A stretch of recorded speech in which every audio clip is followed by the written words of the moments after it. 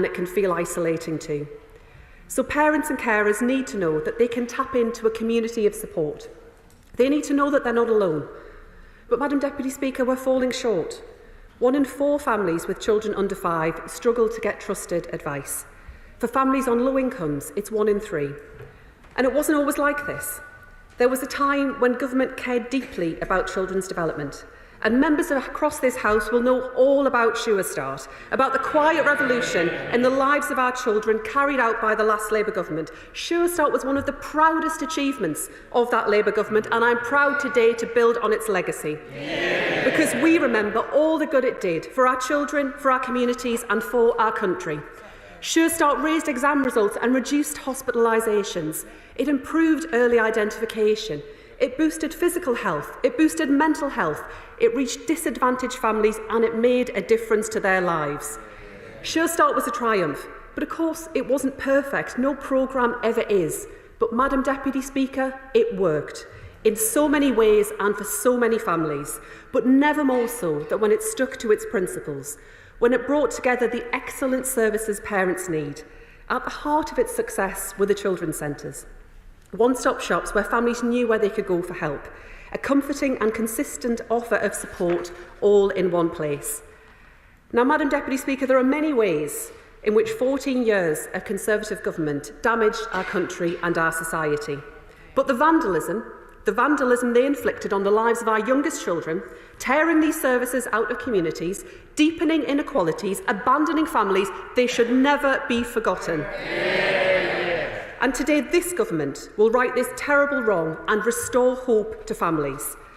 Our Best Start service will honour the proud legacy of Sure Start, and today's Labour government stands on the shoulders of those who went before, but to look forward to the better future our children deserve, not back to the past. And that's how we will deliver for a new generation of families. We'll introduce a new Best Start family service delivered through Best Start Family Hubs, the first step to a national family service that ensures they can get the right support for their children from conception to age 5, giving parents the freedom to focus on loving their children. And today, as we announce the National Year of Reading for 2026 this morning, we want to give parents more time to read with their children, to grow a love of learning that starts in the home and flows right throughout a child's life. Best Start Family Hubs will be open to all, rooted in disadvantaged communities. They will work with nurseries, childminders, schools, health services, libraries and local voluntary groups. A whole community coming together around one goal, to give children the best possible start in life. And our Best Start digital service means we're ready for the future, linking families to their local Best Start Family Hubs and exploring how the power of AI can help parents find the right information. And we'll make early education and care more affordable and easier to access. From the day this government won the backing of the people, we've set about delivering the entitlement of 30 hours of government-funded childcare a week for working families, backed by funding reaching £9 billion from next year. Now, Madam Deputy Speaker, last July we inherited a pledge without a plan, but this government is delivering on our promise to parents, because I know how much that matters, that promises made are promises kept to the future of our country and to the trust between families and their government. The cost of childcare no longer pricing parents out of the jobs they love. Instead, choice and freedom to work the hours they want, and an average of £7,500 a year back in their pockets. And I want to thank all of those who are working with us to drive that change, from private to school-based nurseries, group-based providers to childminders, dedicated professionals and early years educators transforming life chances. And with almost £370 million provided by the Chancellor at the spending review, we're building and expanding more nurseries in primary schools, with the first of the 6,000 extra places from September this year. Soon enough, 80% of childcare in this country will be government-backed. And the message, Madam Deputy Speaker, is clear. This Labour government is on the side of families. The Labour Party, the party of family. But it also means that childcare must be better linked to educational priorities, better geared to closing attainment gaps, better focused on all of our children succeeding at school. Our early years educators are too often the hidden heroes of our communities, and it is past time that we back them. So we'll raise the status of our workforce. A new professional register, because working in early years is just that, a profession. More high-quality training for staff, guided by a golden thread of the best evidence. And we'll train more early years teachers, because we know the difference they make to our young ones. Our stronger practice hubs will double in number, and we'll offer new financial incentives to attract and keep great early years teachers in nurseries that serve the most disadvantaged communities. Every child deserves a great education and a great early start in life, and that must extend to our children with SEND. Early intervention can work wonders to lower barriers to learning, so under this government, inclusive practice will become standard practice. Madam Deputy Speaker, this government is driving a decade of national renewal, but there can be no decade of renewal for our country without a decade of renewal for our children. And this is urgent, because children only get one chance. If opportunities are missed, if parents don't get what they need, if the great nursery down the road hasn't been built yet, that's it. There's no going back. For 14 years, children's lives marched on as services were ripped away. And I won't stand by and watch as more and more children are let down. Through this strategy, I am bringing change. Change for all of our families, change for all of our communities, but above all, Madam Deputy Speaker, change for our children. It is for them that our strategy was written. It is for them that we will see it through, to each and every child, from their first day in this world, the best start in life. And I commend this statement to the House. Shadow Secretary of State Laura Trott. Thank you, Madam Deputy Speaker. When the Right Honourable Lady was in opposition, she criticised every announcement simply because it came from the Conservatives. Take childcare. She called the hours model that she talked about today broken, and she said she'd have a new childcare system, and I quote, like the creation of the NHS. Yet now, in government, she trumpets the childcare system the Conservatives designed as one of her main achievements. Exactly. And family hubs. Exactly. She once dismissed them as a poor imitation. But now, after last week's chaos, what is she turning to for the government's reset? Yes, Madam Deputy Speaker, the Conservatives' family hub plans. That is why I was surprised to hear this weekend her claims that this could only happen under Labour. The irony being, this programme was started under the Conservatives. We didn't hear that today. And the expansion wasn't in the Labour manifesto, Madam Deputy Speaker. It was in the Conservative one. Her strategy document, published today, has even lifted the name of our Best for Life plan, published in 2021. Imitation really is the sincerest form of flattery, for which I thank the Right Honourable Lady. Perhaps recent events have reminded her that Labour doesn't have a monopoly on good ideas, if indeed any good ideas at all. Now, I won't take her approach, which was opposition for opposition's sake. I agree in principle with much of what is being proposed today, but as with free school meals and the children's care cap, I'll do my job and point out the gaps, raise concerns and expect proper answers. The Right Honourable Lady might consider engaging with the questions this time instead of falling back on a rant about the Conservatives, which frankly convinces no one and improves nothing. So, with that in mind, is this genuinely new money being announced today, or just a re-announcement of the Family Hub's money from the spending review? The Honourable Lady talks about £500 million of funding. Which financial years and how many years does this cover? Is the funding for new hubs only, or will it support existing ones too? Will there be new capital funding for bricks and mortar provision? And, as she acknowledged, Sure Start had its limitations. It failed to effectively target support to those who needed it most. What's being done differently this time to avoid making the same mistakes? When I visited a family hub in Dartford earlier this year, I was shocked to hear how many mothers are being referred because they were facing domestic violence from their own children, children who've grown up witnessing this abuse at their home. What data is being collected through these hubs to track national trends like this, and how is that informing the government's response to the most pressing issues facing these families? I welcome the government's focus on school readiness. Children who lived through lockdown are arriving at school with speech delays and gaps in basic skills. It's one of COVID's longest shadows.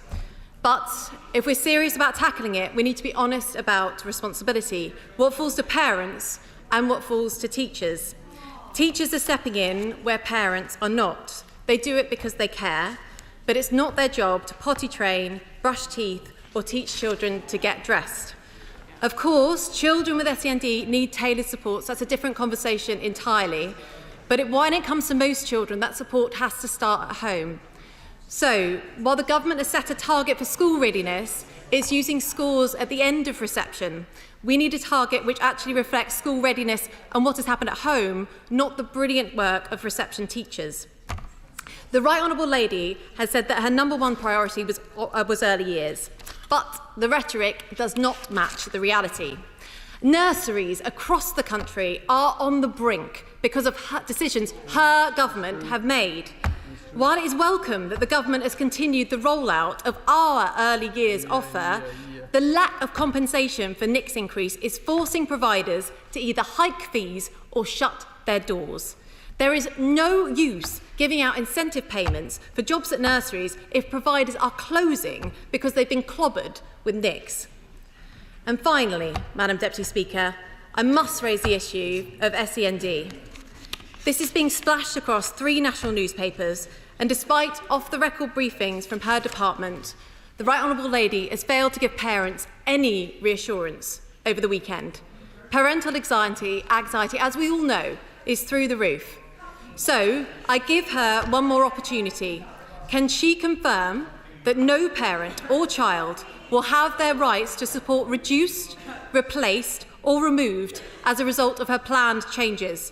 Because right now, this is a government devoid of ideas. A year on, they're defined by broken promises and U-turns. Parents need and deserve answers to what their government is doing.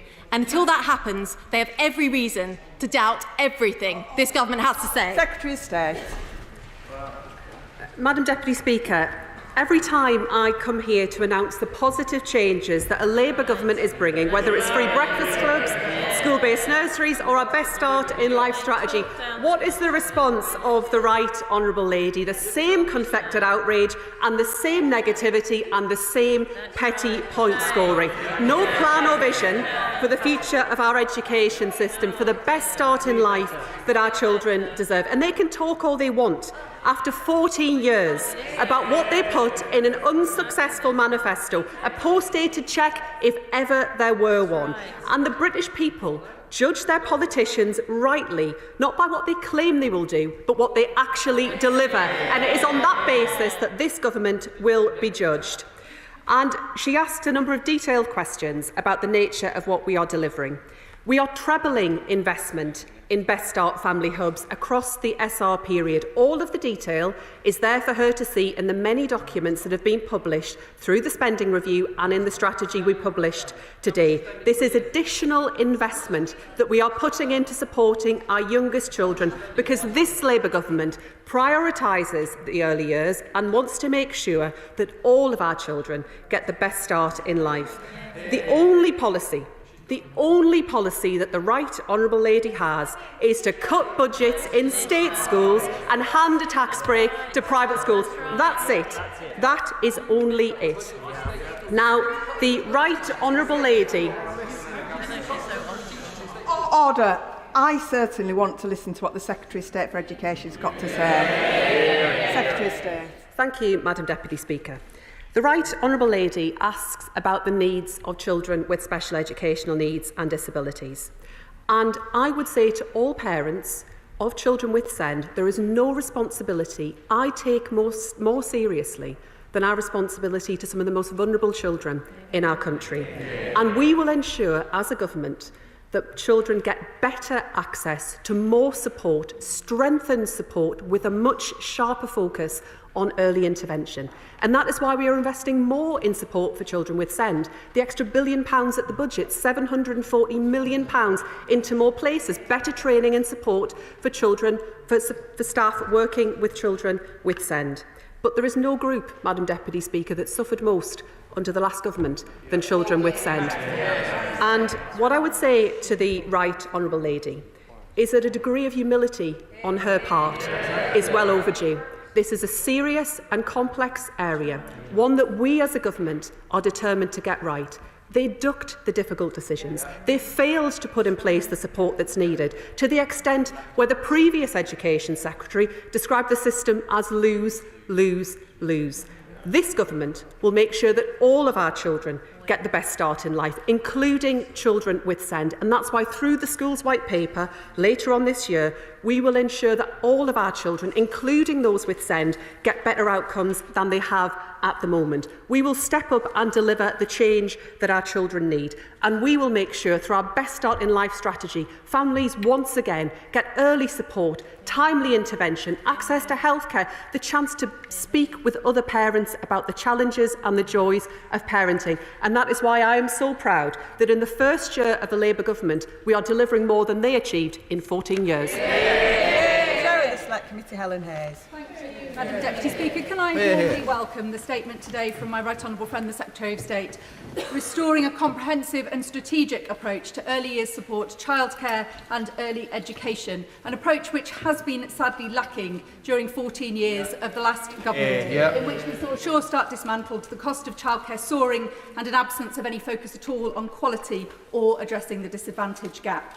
I welcome the commitment to a SEND coordinator in every Best Start family hub. In the context of the shortage of SENDCOs in schools, can the Secretary of State say what her plans are for the training and recruitment of this workforce and what level of qualification they will have? And can she also say how she is working with her colleagues in the Department for Health and Social Care on the wider challenges in the workforce for educational psychologists and speech and language therapists as well? I welcome the approach to inclusion in early years. She will know that there are huge differences in the approach to inclusion taken by different providers. Can she say how individual settings will be held to account for being inclusive settings under this strategy? And finally, she will know that there is huge expertise and quality in our maintained nursery schools across the country, but that many are struggling with significant financial deficits at the moment. So can she say what role she envisages for maintained nursery schools in this new strategy and how they will be helped to be sustainable? I'm grateful to my honourable friend, the Chair of the Select Committee, for the detailed questions that she asks and for the welcome that she has given to the strategy today. I'd be more than happy to discuss all of the areas in more detail with her, because I appreciate time is often short, Madam Deputy Speaker, but we do want to make sure that we have high quality training and support for all staff working across our education system. But she is right that we will ensure we have a SEND trained professional in every Best Start family hub, because one of the lessons where the evidence is very clear about the impact of Sure Start is the importance of early identification of need, aligned with better parenting support and wider health service access as well. So that is important, and we will deliver it. The maintained sector, the maintained nurseries, have an incredible role to play in terms of the expertise that they can share across the system, and we are considering further steps that we can take in order to support them to share that expertise and to build further, because we know, as she will know, that maintained nurseries often have a larger number of children with SEND within their setting. We think there's a lot that we can do around inclusion too. But around inclusion across the board, there is an important role for the revised Ofsted framework in this area to make sure that all schools and all education settings are genuinely inclusive. Democrat spokesperson Munira Wilson. Thank you, Madam Deputy Speaker. Every child deserves to have the very best start in life possible, so I welcome any measures to tackle inequality, improve support for the early years and support for families. So I welcome today's announcements, both on the hubs and also on the announcements around the early years workforce and helping to raise the professional status of those who work with children in the early years, something that Liberal Democrats have long been calling for, given the level of responsibility and expertise required in that profession. And with the hubs, as we've heard, there's a great opportunity to identify special needs early and provide contact time with mental health practitioners and important advice for parents. However, these changes need to go hand in hand with addressing some of the deep problems facing charitable and private early years providers, and I hope the government will start by reversing the national insurance hike for early years and nursery settings, together with reviewing the rates that they pay to providers to ensure that they are actually covering the actual costs of delivering high quality care and early years education, because we do know that many nurseries across the country are struggling. And whilst I have the Secretary of State's attention on early years, could I raise with her the tragic cases of Gigi Meehan in Stockport, in Cheadle, and the children at the Twickenham Green Nursery in my constituency, who were completely failed by their early years providers at the hands of extremely cruel, vicious, uncaring staff. The verdicts in both of those cases have been utterly shocking. Now, I know the Minister sitting next to the Secretary of State met with my honourable friend for Cheadle last week, and although her announcement didn't include it, I have read in some news reports that the government will be increasing Ofsted inspections for nurseries, something that Gigi's parents and my honourable friend for Cheadle and I are pressing for. But over and above that, we do need to see a strengthening of the early years framework to include the use of CCTV. And can I, one sentence if I may, Madam Deputy Speaker, finally, could I just press the Secretary of State once again to put the parents and carers of children with special needs across the country out of their misery and rule out scrapping the Order, Secretary of State. Thank you, Madam Deputy Speaker. The Honourable Lady asks a number of questions. Where it comes to and I'm grateful for the broad welcome that she's given to the intent of this government to make sure that all of our children get the best start in life. Where it comes to early years and the early years system, she will know that as of next year we're investing £9 billion into the system, along with a near doubling of the early years pupil premium, and that goes hand in hand with the £75 million expansion grant to support the sector ahead of the September further expansion. In addition to that, we are working across government, as the strategy sets out, about how we can consider simplification of funding, how we make sure it is working in the way that it is intended for both providers and for parents. And of course, I'd be happy to discuss further issues of that with her.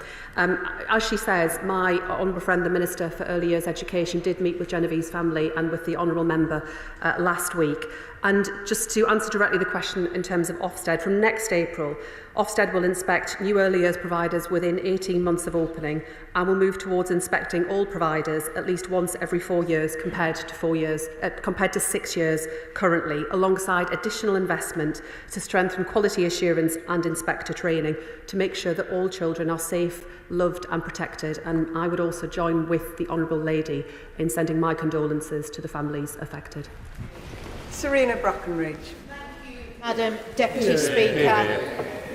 I welcome the revival of a new 90s favourite. Not just Oasis at the weekend, but Sure Start style family services to support 500,000 more children.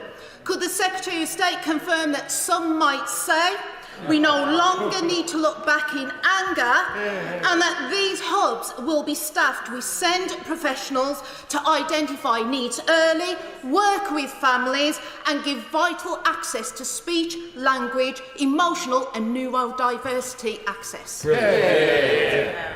Madam Deputy Speaker, it's hard to top the Honourable Lady's question. I won't begin to try to make further 90s references. What I can say to her is that we are drawing on the best of Sure Start, learning from the evidence about what was incredibly effective. And one other element I would add to the list that she gave is that Sure Start was at its best when it worked with families to understand what was most important to them, when services were co-designed with families, where families and parents had a real input into the nature of those services. And I remember, Madam Deputy Speaker, one development in my own community that only came about because of the role of parents, and that was many dads told us that actually what they wanted was Saturday morning clubs so that they could be involved in those services. That's the kind of change that you only get through listening to and working with parents. And she is right, we'll make sure there's better SEND support delivered through the Best Start family hubs. We will also make sure that support for children around speech and language happens much more quickly than is the case right now, and that goes hand in hand with the Nuffield Early Language Intervention that we're rolling out across primary schools. Steve Barclay. Thank you, Madam Deputy Speaker. Would the Secretary of State agree to write to me as a matter of urgency regarding the frankly bizarre decision by the government to twice turn down funding for a new heating system for Meadowgate Academy, a special educational needs providing places to 182 pupils that is rated outstanding, it is at risk of having to close as a result of that decision, and it's frankly bizarre to announce special educational needs coordinators whilst both delaying the 210 place special educational new school that was going to be provided to Fenland, but also risking the closure of the existing outstanding school because the government is refusing a new heating system. I'm grateful to the right honourable gentleman, for raising important constituency matters. I would, of course, be happy to look into the details if he could share some more information with me after this session and make sure he gets a full response. Mark Seward. Thank you very much, Madam Deputy Speaker. Can I warmly welcome the announcement today? Sure Start was one of the greatest achievements of the last Labour government. These Best Start family hubs will certainly build on that. Now, as a member of the Education Select Committee, we've heard evidence that Sure Start was at its best when it was targeted and specific. So can I ask the Secretary of State to set out what the criteria will be to determine where these new family hubs will be located and what I might need to do to get one located in Leeds South West and more? Madam Deputy Speaker, well, I can confirm to the honourable gentleman that his local authority will benefit from the extra funding and is one of the areas currently not funded, but will shortly be receiving funding this year to start the process of moving towards a Best Start Family Hub in the next year. But we will be clear with local authorities that we want to see a focus on disadvantage to make sure that their services are accessible to families that need them the most. But of course, building on the great record of Sure Start, any parent, any family who needs that support, particularly in the early years, should be able to access it. Dame Harriet Baldwin.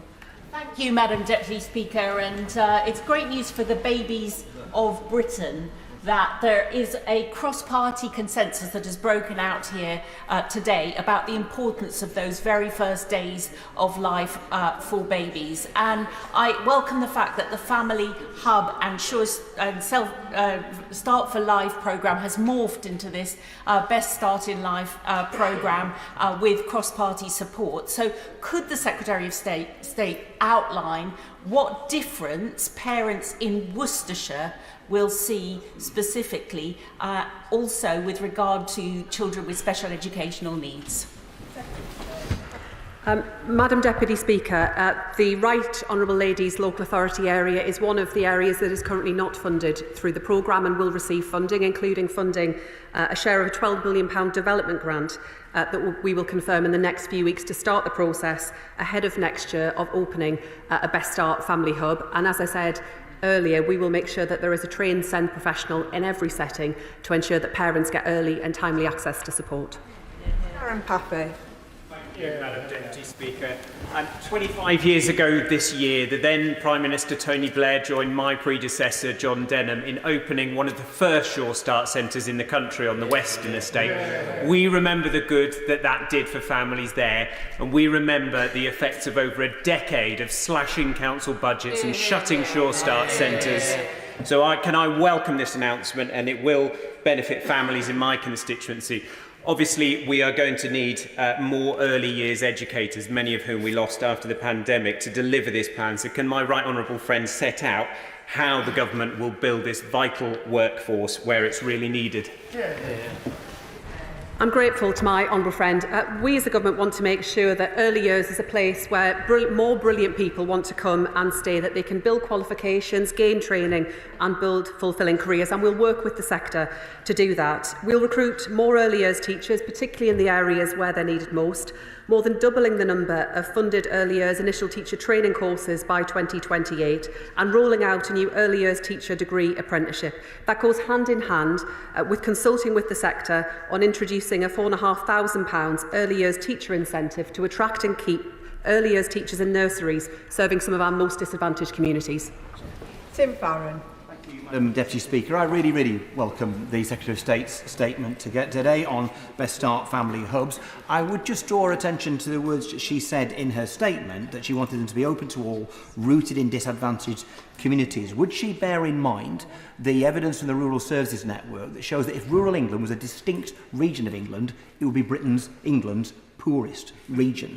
By definition, communities like mine in the Grange Peninsula, in the Lakes, in the Dales, in the Eden Valley are a long way from service centres and population centres. So what will she do to guarantee that young people in rural communities like mine will be able to gain benefit from what she's proposing today? I'm grateful to the Honourable Gentleman. I know he always champions his community and the needs of rural communities across our country. What we will set out in terms of the additional £500 million for local authorities to deliver the Best Start family hubs is guidance on how they can make sure that they're serving the most disadvantaged communities. But of course, local authorities will have flexibility in determining how that operates. I know that many local authorities who've retained or protected some element of similar provision have done so in a way that is really tailored to the needs of their communities. And I'd be happy to discuss this with him further if you'd like to write to me. Stella Creasy. Madam Deputy Speaker, may I join with many of the others reliving our political youth, welcoming Sure Start and paying tribute to the late great Tessa Jowell, who inspired us all with her vision for it. And one of the reasons Tessa was so passionate about Sure Start is she knew ultimately it would also save us money, because investing in families, the evidence now proves it's clear. For £1 in Sure Start, you get £2 back. The chutzpah of the opposition bench, who pushed up demand for childcare but failed to invest in it under the previous government, therefore stands in stark testimony. But my honourable friend will know we still need to put much more funding into childcare. So in the spirit of Tessa Jowell, does she agree with me it is now time to recognise that paying people to stay married, as the Married Couples Allowance does, will not be as productive for helping families in this country as putting the £600 million it costs us into childcare and expanding access further? I'm grateful to my honourable friend, who has always been a really powerful voice around campaigning for childcare, high qualities early years education and better support for parents. And I too join with her in paying tribute to our late friend Tessa Jowell, who was made such an enormous contribution, and without whom Sure Start would not have happened. We are all in her debt. My honourable friend invites me to comment on matters of tax policy. She'll forgive me if I don't respond directly to her, but I'll make sure that her views are shared with the Chancellor ahead of any fiscal event. But I can tell her, and she's right, to draw attention to the fact that this Labour government is investing in early years education and childcare, reaching £9 billion next year, a doubling of the early years pupil premium, creating more places in school-based nurseries and ensuring that the brilliant people working in early years get the support and the recognition that they finally deserve. Thank you, Madam Deputy Speaker. I spoke about SEND funding in Cambridgeshire in the Westminster Hall debate last month that was inundated with correspondence from constituents who find themselves suffering because of the County Council's inability to meet the statutory delivery timeframe for EHCPs, an issue that's only set to worsen with the lack of clarity around the forthcoming local government reorganisation. In the debate, I asked about these sweeping changes and received no clarity. 60% of EHCPs are outside of special schools. Cambridgeshire already has one of the poorest delivery rates in the country. So how will the removal of a crucial lifeline for so many families in my Huntingdon constituency improve the educational prospects for the children who desperately need this support? Madam Deputy Speaker, whilst I recognise the Honourable Gentleman's concern about making sure that his constituents, including children with SEND, get the support that they deserve, I would just gently say to him it does no one any favours to scare parents in the way that he has just done. Because the guiding principle of any reform to the SEND system that we will set out will be about better support for children, strengthened support for children and improved support for children both inside and outside of special schools, improved inclusivity in mainstream schools, more specialist provision in mainstream schools, and absolutely drawing on the expertise of the specialist sector and creating the places where we need them. There will always be a legal right to the additional support for the additional support that children with SEND need. But I would just say to him that he and the party opposite left behind a system that had lost the confidence of parents, where he describes the waits, the delays, the bureaucracy that too many parents have had to endure, and a period of reflection and an ounce of humility would get them a long way. Tom Hayes.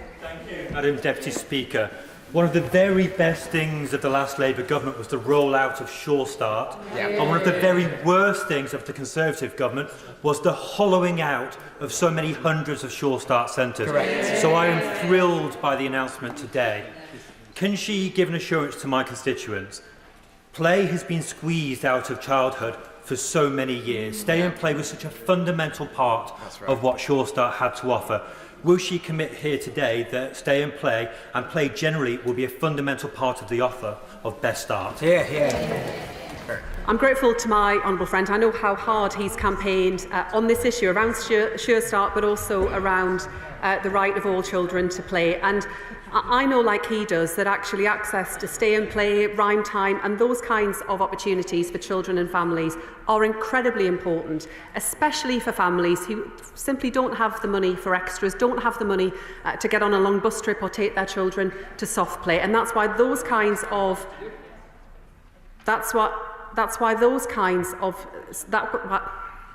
get my words right, Madam Deputy Speaker. That's why that kind of support for families is so critical, and why Best Start family hubs will make sure opportunities to play, to socialise for children and for other parents to critically get time together at what can be an isolating time will be a central part of everything that they deliver. Alison Bennett. Thank you, Madam Deputy Speaker. On Thursday, I visited the Acorns Nursery and Forest School in Linfield in my constituency. It was founded 40 years ago by the indomitable Janet Irwin, and her manager, Mrs Christina Franks, was awarded an MBE in the King's Birthday Honours recently. They've been Ofsted Outstanding for many years, and following a recent inspection where one new piece of paperwork was found to be missing, they were downgraded. It's absolutely devastating for Mrs Irwin and Mrs Franks. They have shed tears and cancelled their 40th celebrations. The paperwork's now fixed, but Ofsted is unable to come and re-inspect. What advice does the Secretary of State have for the Acorns? Madam Deputy Speaker, the Honourable Lady will understand I can't comment on individual cases, but if she would be able to write to me with the details, I can make sure that Ofsted look carefully at the matters that she set out today and provide her with a full response. Jade Botterill. Thank you, Madam Deputy Speaker. My first step into politics was campaigning to keep my local Sure Start centre open after the Tories took the short-sighted and, quite frankly, barbaric decision to decimate their funding. I'm pleased that with Kirklees Council receiving funding, parents in my constituency can once again get the help they need and children can get the best start to life. Would the Secretary of State agree with me that this is a difference a Labour government makes? Where the Conservatives choose to close places to support families, we choose to open them. Well done. I'm grateful to my honourable friend. It's only through her election and through a Labour government that this investment will be coming to her community. The first investment will start to flow this year to allow her local authority to get the systems and structures in place to open up as of next year. And I am delighted that in the first year of a Labour government, her constituents are already starting to feel the benefits that come of having sent her to this place. Mark Francois. Thank you, Mark. May I endorse the tribute to the late Tessa Jowett? She was a remarkable lady. The Secretary of State pointedly refused to rule out scrapping EHCPs. If that is her intention, could I genuinely offer her some advice? Please don't do that. I've had parents in my surgery in tears of frustration having sometimes have to spend over 2 years navigating a bureaucratic assault course to get an EHCP. Please, if those are then taken away, there will be an anguished and angry backlash.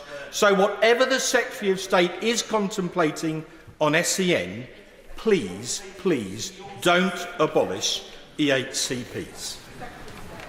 Madam Deputy Speaker, the Right Honourable Gentleman has set out with a great degree of clarity why the system that we have at the moment just isn't working.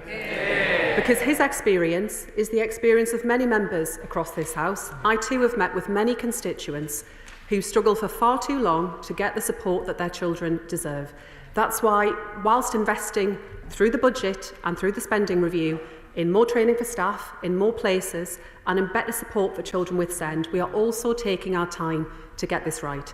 That's why I'm listening very carefully with parents, with campaigners, with charities and others, so that the reform we set out deals with precisely the concerns that he raises around how hard it can be, how adversarial it can be, and how parents have lost confidence in the system.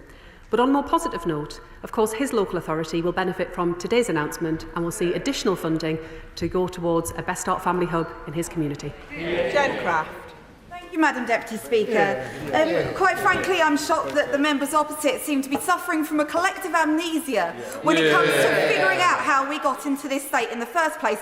And I would have welcomed, as a SEND parent over the last 7 years, some of the concern that they are showing to those who have children with SEND in early years today. I would have welcomed that when I was struggling.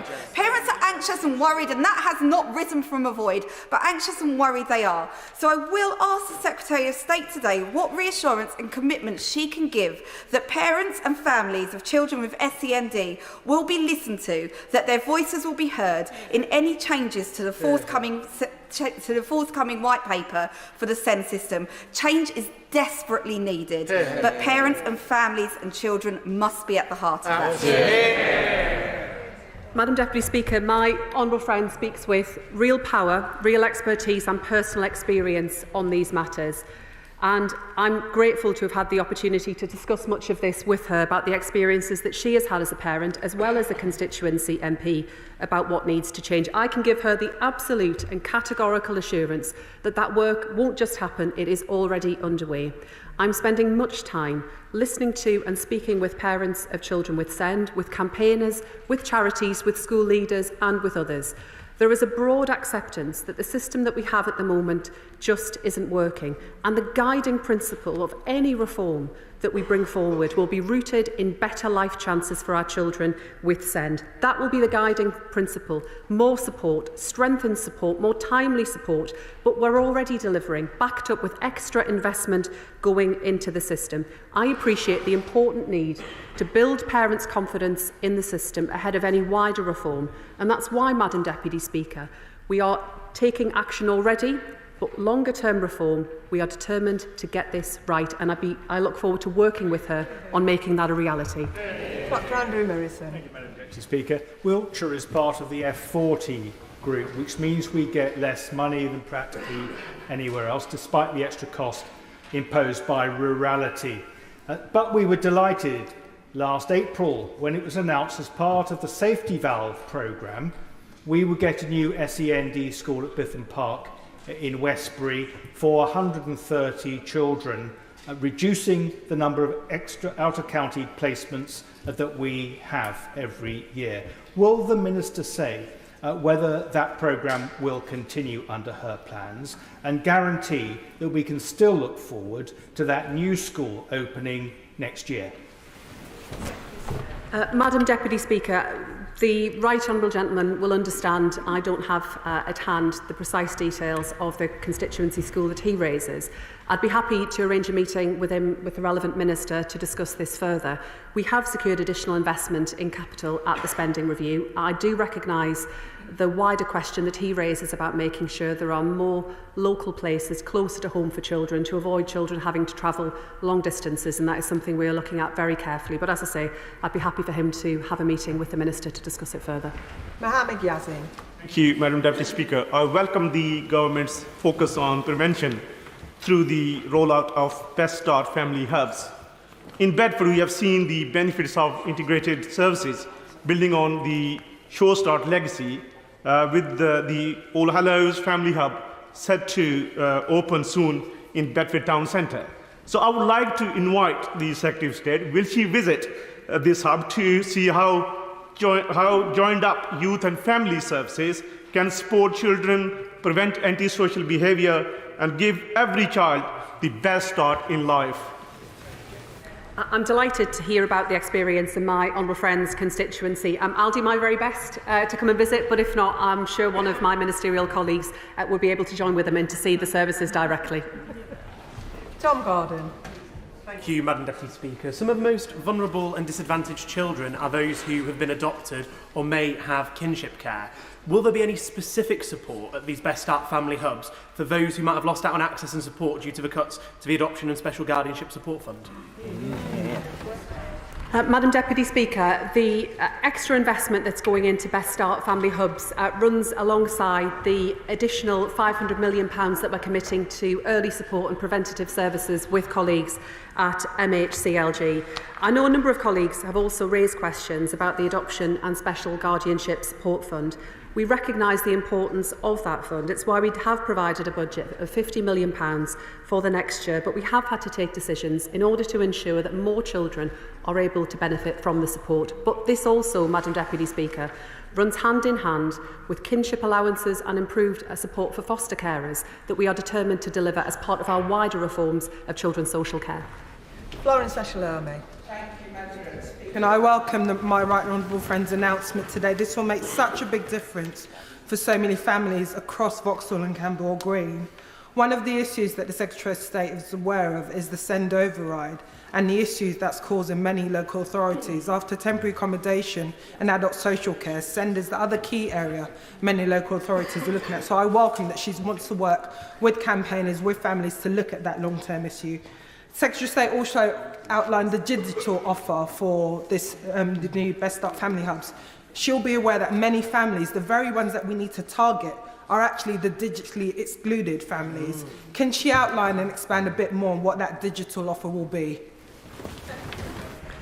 I'm grateful to my honourable friend for her questions, and where it comes to the statutory override that she mentions, and I know as Chair of the Select Committee she takes a serious interest in this area, we recognise that local authorities will need support during the transition to a reformed SEND system.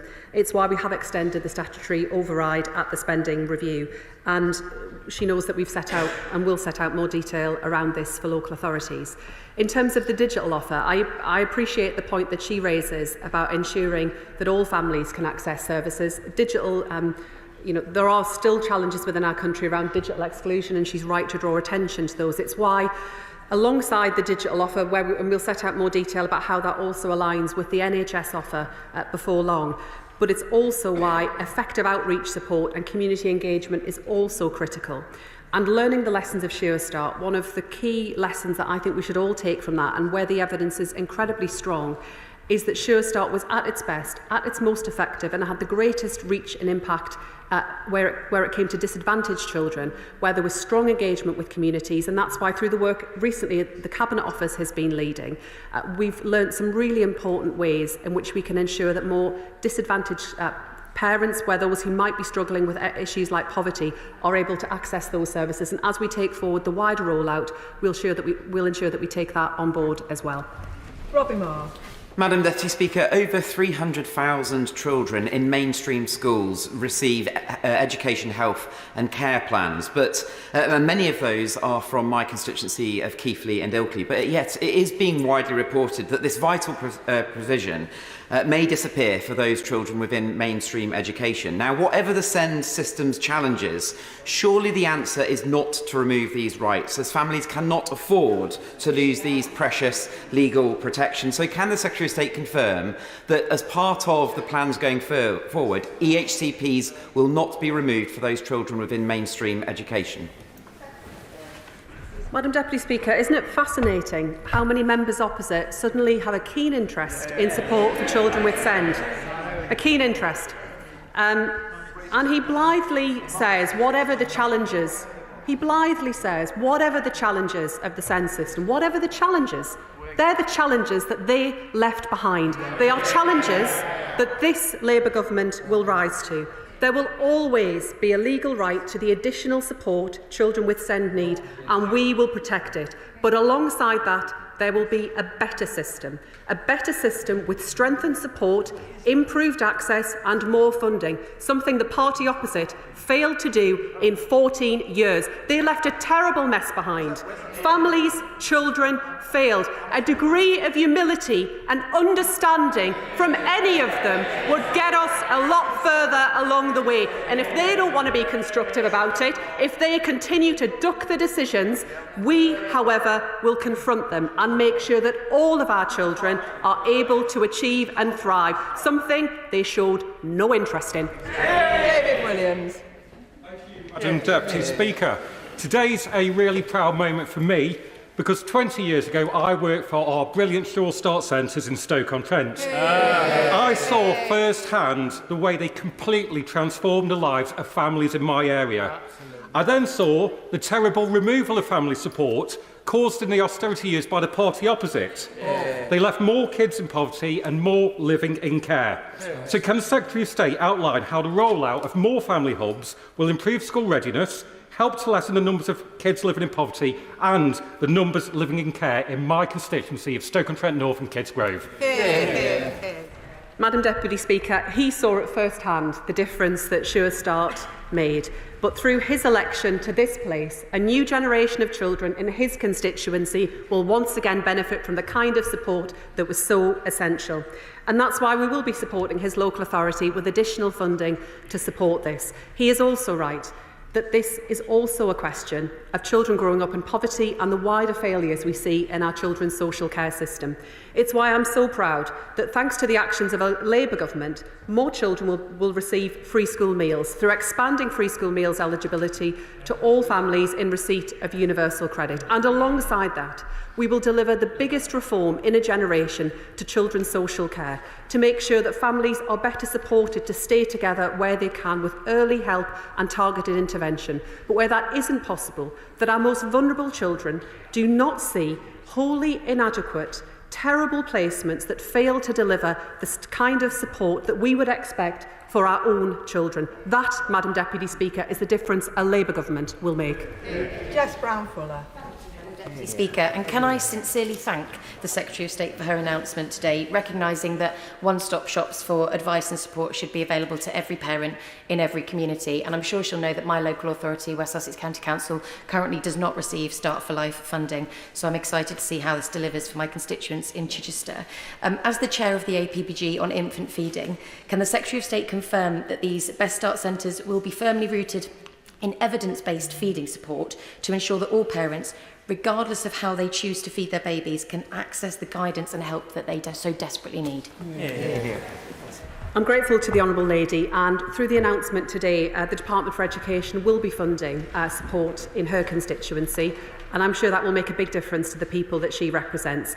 I'm grateful for the work that she does around infant feeding, and yes, I can give her the assurance that there will be support put in place, but rooted in the best available evidence right across all of the interventions that the Best Start Family Hubs will provide.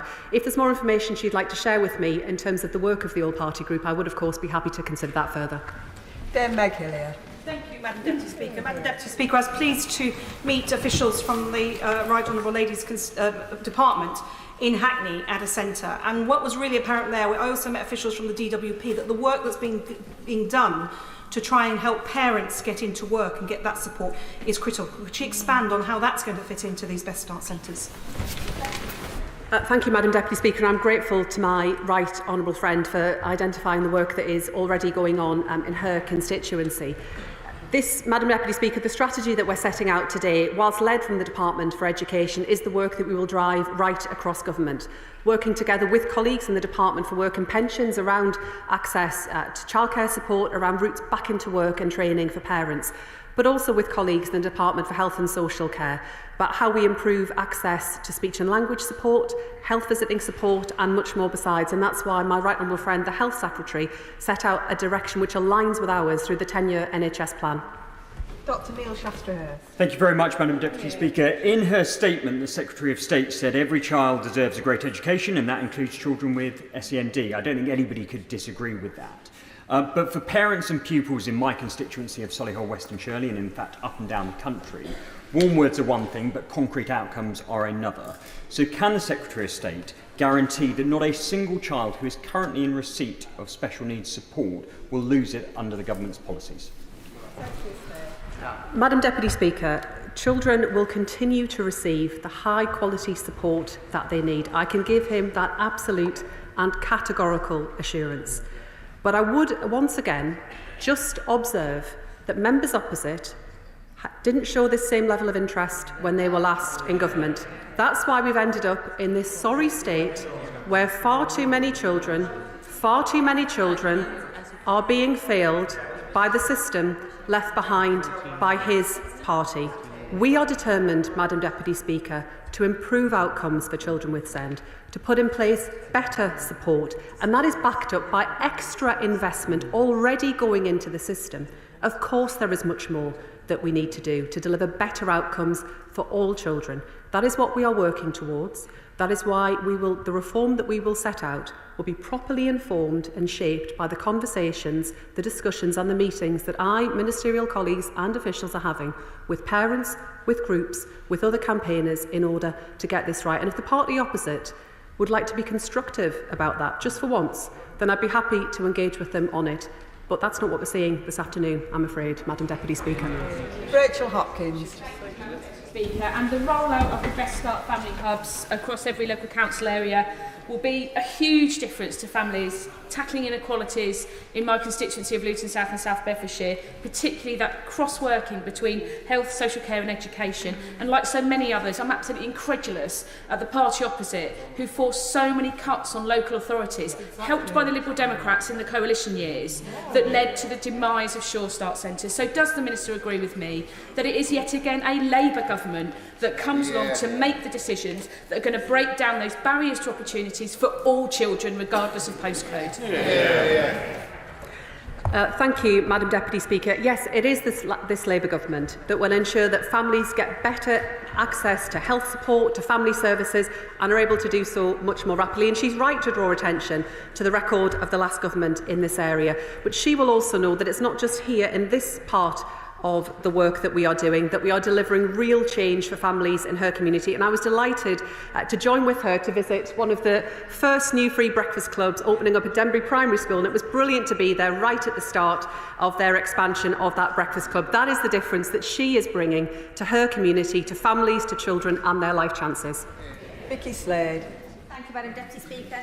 Jill, a speech and language therapist in my constituency, told me that in the last 5 years, the decline in children's ability to be understood and socialise has been stark, leading to their own isolation. And I also heard from William's mum yesterday, also to the isolation of their mums and dads who nobody wants to be with because their children are difficult. So can the Minister confirm whether health visitors and those who will identify speech and developmental delay will be in Best Start family hubs, and how local authorities in Dorset, which appear affluent but have pockets of deep poverty, will be able to access funding? Deputy Speaker, I can confirm that, and she is right to draw attention to the critical work of our health visitors and our speech and language therapists, who do some amazing work to support children and families, but I appreciate at the moment often feel overstretched and overworked. That's why we want to make sure, and I'm working closely with the Health Secretary on ensuring not only do we support more health visitors to train and to work in the profession, but also that we deliver improvements to health visiting to better support parents to make it easier to access health visiting services, to make sure that more of our children are getting those early checks that are so important in identifying speech and language need at the earliest possible point. And it's why I've also seen some brilliant work that our speech and language therapists have been doing around this. Now, some children, of course, will always continue to have enduring need that requires specialist intervention. But I also think there's more that we can do in reception year around the Nuffield early language intervention to identify children who perhaps need additional targeted support, but actually with that support can make very rapid progress. And that is, the evidence is clear that that's particularly the case around more disadvantaged children. Melanie Arn. Today's news on Best Start family hubs is absolutely brilliant. The loss of Sure Start in communities like mine is something that is still keenly felt by the local community. But the support that families need isn't just Monday to Friday, which was brought home to me on a visit to the family department at my local hospital last week. Is there any thought being given to services being extended, particularly when it comes to healthcare, education, as well as the additional support in those hubs that will continue to weekends as well? Madam Deputy Speaker, my honourable friend is right, both in terms of access to family support services but also access to health services. This is something that I've discussed with the Health Secretary. I know it's something he takes a keen interest in as well, because what can also happen is that when families are only able to access appointments, perhaps during the school day, that can also mean children's attendance at school takes a hit as well. And that's why through the NHS 10-year plan we're working very closely on that too. I'd also add to my honourable friend that one of the lessons that I saw from the last Sure Start programme was actually where we listen to communities and listen to parents. It's where we deliver the services that they want, not always the services that professionals think they need. And that's why working with parents, with communities, in designing services in a way that is genuinely accessible to them will be a critical part of what we expect local authorities to be doing. Vera Hobhouse. Madam Deputy Speaker, only 34% of disadvantaged pupils in Bath met the required standards for reading, writing or math in 2021-22, well below the national average. And it's always surprising. Bath is a prosperous city, but it has very deep pockets of deprivation. The Languages for Life programme in my constituency has made a big difference in schools who participated to those young people who needed additional and not specialist support. And she has already made allusions to that difference between additional and specialist support. How can she ensure that actually the most disadvantaged families who are least likely to ask for support will actually have access to these additional services? Madam Deputy Speaker, she's right in seeking to make sure that families that are facing extra challenges or struggles and the most disadvantaged families have access to Best Start family hubs. Again, it's why the evidence, particularly from the first phase of Sure Start, demonstrated that engagement with parents and communities, good outreach work, is critical to building that. And I do recognise what she says around some of the gaps that we see, including in what can be otherwise perceived as prosperous communities. It's why we're putting a lot of emphasis on support for reception year to make sure that as children arrive at school, they have the support that they need to thrive, and making sure that our brilliant staff working in early years and in reception are able to identify need much more quickly and put in place the support that's required. Mr. Strathburn. Thank you, Madam Deputy Speaker. Given the importance of family hubs, I know the Secretary of State shared my disappointment that neither Central Bedfordshire nor Hertfordshire previously received a single penny of family funding. And it was vulnerable families in my constituency in the towns and villages around those areas who are paying the price. So I'm delighted that we're putting that right today. Now, one of the shortcomings that led to was not enough young people with special educational needs were having those needs identified early and supports put in place at an early age when we all know the evidence tells us it will be most effective. So how, as we roll out more Best Start and Life hubs, can we make sure that tackling SEND challenges and providing support at the earliest possible opportunity is at the heart of the government's plan? I agree with my honourable friend, and what we want to ensure is that no parent faces parenthood alone. Being a parent is a wonderful joy, but comes with sometimes many challenges, and that is particularly true where, as a parent, you might be worried that your child's struggling, they're not quite making the progress that you would expect. And being able to access family support services close to home is absolutely critical. And he's right to draw attention also to the need for better support for children with SEND. And that's why we'll make sure that Best Start Family Hubs will have a dedicated professional working with families of children with additional needs. Gideon Amos. Thank you, Madam Deputy Speaker. I welcome today's announcement. But Joanne in my constituency of Taunton Wellington has asked me to advocate for children with special educational needs and disability, given the numbers involved and the limitations on resources, at a time when Somerset's auditors have blamed the predecessor council for decisions which, I quote, will lead to funding shortfalls in every year in perpetuity. Will the Secretary of State and the Government ensure that councils like Somerset are properly funded so that parents and children with special educational needs don't have to wait the 1 to 2 years they currently do for assessment, which can devastate their education?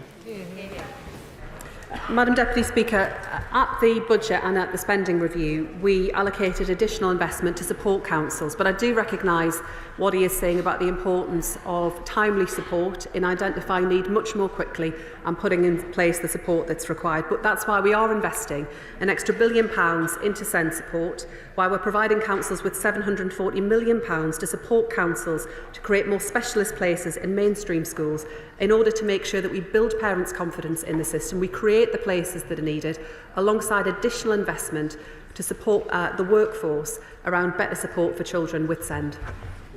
Rachel Mastel. Thank you, Madam Deputy Speaker. I'm so grateful for the focus and commitment that my right honourable friend is putting and investing in our very youngest, not least because when you invest in early years, you change the trajectory of a child's life. Will she look at the model we've created in York, where we don't only have a SEND coordinator, but we have a SEND hub, so that we can bring all of those specialist services together, which can really be transformative for families as a one-stop shop? I'm grateful to my honourable friend. I know the Minister has visited and has seen at first hand the difference and the impact that is making. What we are very keen to do through this programme and through wider developments in terms of the strategy is to really draw on the brilliant practice and expertise that's out there. And I'd be happy to discuss that further with my honourable friend to really understand what York are doing well and how we might think of that as the basis for further developments right across the country. Monica Harding. Thank you, Madam Deputy Speaker. Can I invite the Secretary of State to congratulate Burhill School in Hersham, whom I visited this morning, who have been re-awarded their Excellence in Wellbeing for the second year in a row, providing great mental health provision. My constituency in Easham Walton is a large contributor to the Exchequer, but it is also one of the most unequal. And head teachers see this disadvantage every year when in their reception classes. So can the Minister commit that these hubs will be distributed throughout the country in every constituency where there is need? She's absolutely right about the importance of mental health within our schools, and that's why we're rolling out mental health support teams right across the country. What I can confirm to the House today is that as well as making sure we've got funding in place for the areas that don't currently receive funding, that's 65 local authorities, we'll also be rolling out additional investment into all local authorities. We'll confirm allocations for all local authorities in the autumn, but this is an extra £500 million of investment over the course of the spending review period, a significant extra investment into our children and their life chances. Chris Spence. Thank you, Madam Deputy Speaker. I thank the Secretary of State for her brilliant statement today, and as I did with the PM last week, thank her for a recent visit to Harlow.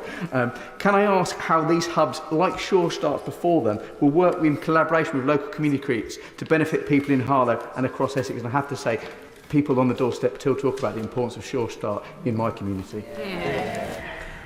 Madam Deputy Speaker, we'll make sure that voluntary and community groups have an important role to play through our family hubs, and I'm grateful for everything that he does to champion Harlow and his community. And Harlow will now benefit from the extra investment that I'm announcing today through the Best Start in Life strategy, and it's through his election to this place and a Labour government that his constituents will once more see the services that they need and they deserve.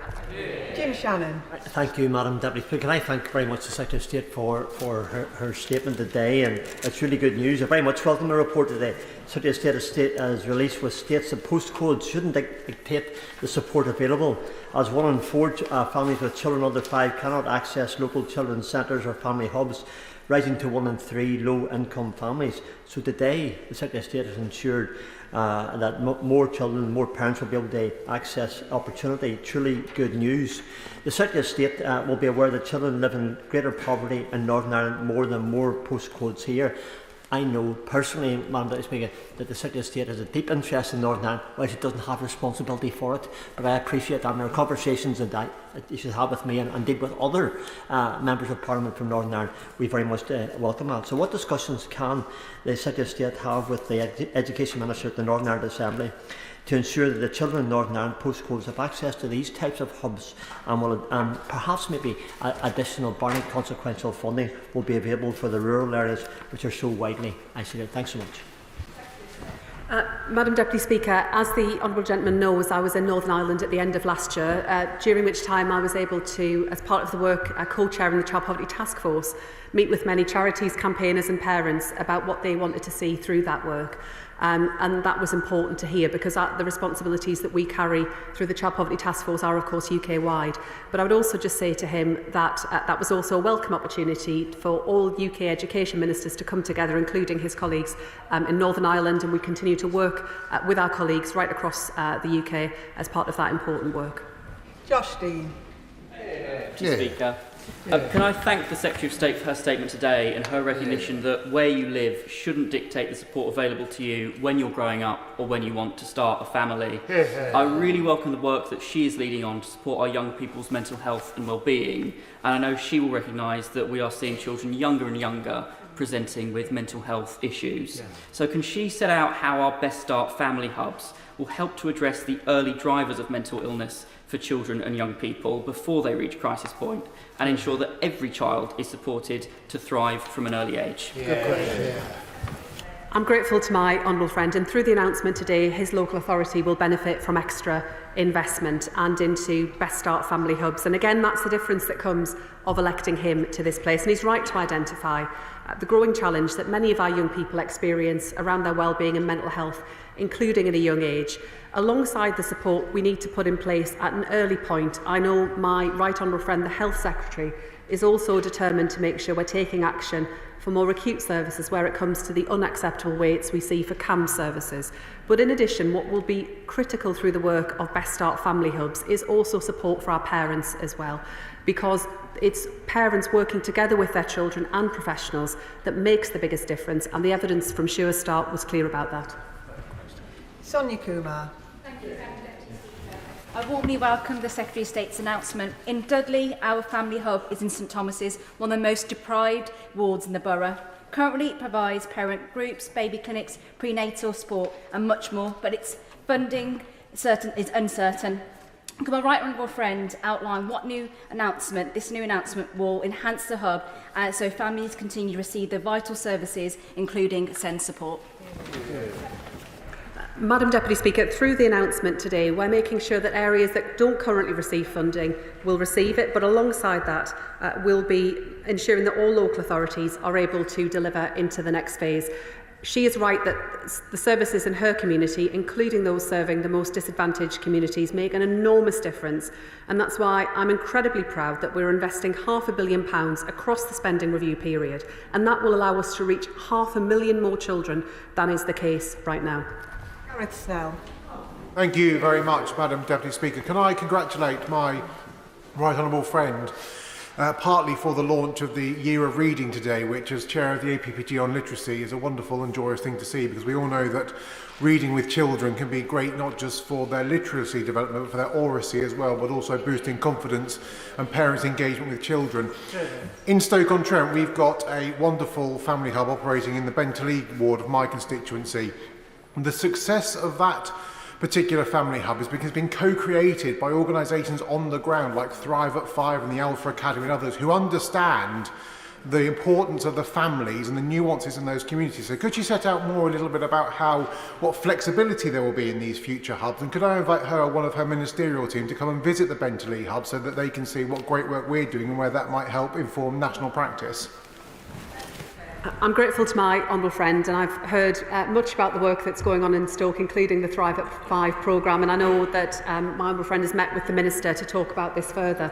I'd be happy, or perhaps my colleague might be able to come and visit, but I'd love to see and hear more about what's going on there, because I've heard some wonderful things, and I think it does demonstrate the value that comes of ensuring that services are responsive to what parents want, as well as there being a clear set of expectations about minimum levels of support, alongside that really targeted to the needs of communities and to parents. That was where Sure Start was absolutely at its best, listening to communities, working with communities, building that trust, including amongst those families who might otherwise not feel able to access that kind of service.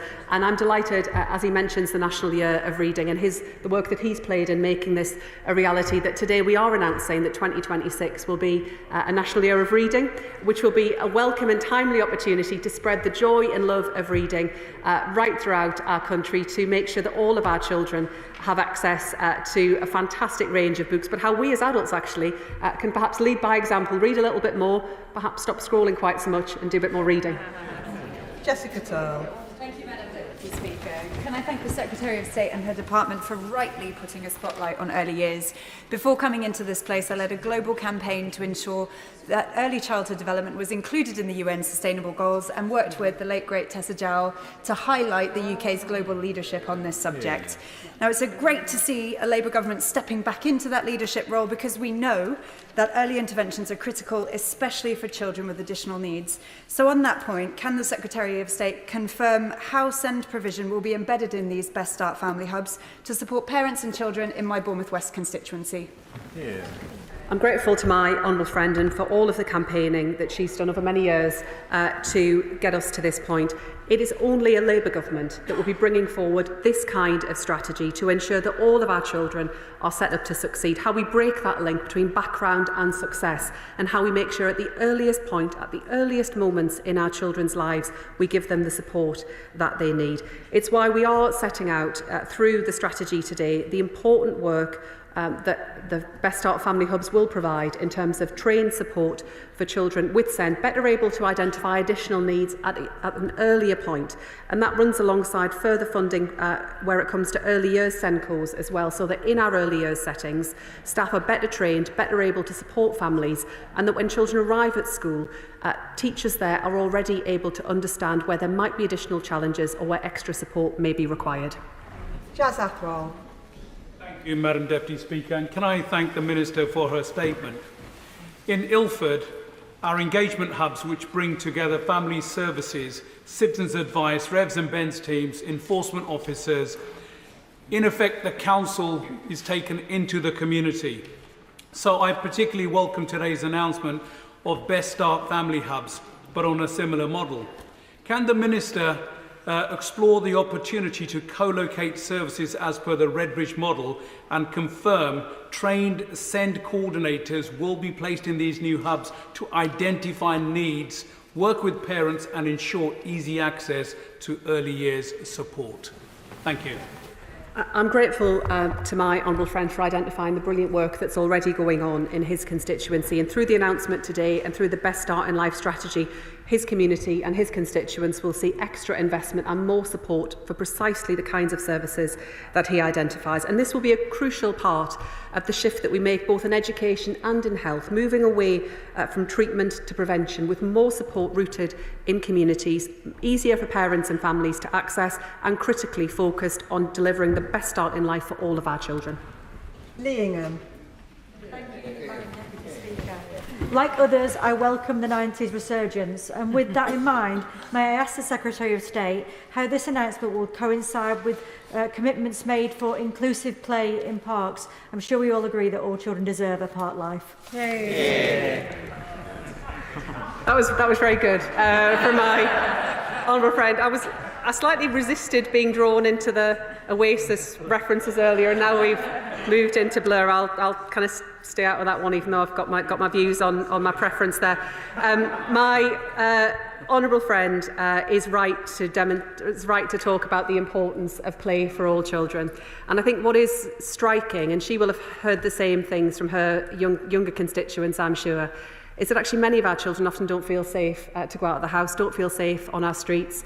And that is something that we absolutely have to tackle, because it is having a big impact, not just on their health, their mental health, their physical health. And I'd be happy to discuss it further with her. Speaker, I thank the Minister for her statement. At a recent Joint Select Committee meeting of Work and Pensions and Education, Sure Start was named as by the panel as the most positive policy for children of the last Labour government. A very proud legacy. Yet the party opposite closed 50% of our centres in Leicestershire. Does the Minister agree with me that building the foundations and investing in families like the family hub we have in North West Leicestershire will ensure long-term benefits like those we saw achieved by Sure Start? And can she say how Best Start family hubs will work alongside preschools and our local primary schools to aid with that delicate transition into school? Well said. I'm grateful to my honourable friend.